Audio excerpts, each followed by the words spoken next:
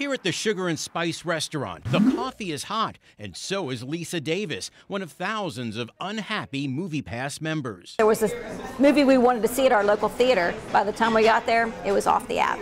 Lisa was an early member of the movie subscription service and loved it at first. An average of 8 movies a month.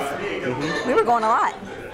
For $10? For $10. But last summer, financial problems led to MoviePass cutting members back to just 3 movies a month, and then cutting them further to just smaller theaters that use the e-ticketing program. Over the last few months, Lisa says she was still able to use MoviePass at local independent theaters. But in just the past few weeks, she said, even that has come to an end. All of a sudden, they cut out the e-ticketing theaters. So then we could see nothing. Theater manager Johnny Schenk tells me it's MoviePass, not theater owners, who are locking users out. And it'll just say, no shows available at this location. And it's not true. I mean, we're ready. We're happy to use it. It's just, it seems like the funds are gone. MoviePass tells Variety magazine it's rolling out 3 new pricing plans and plans a comeback in 2019.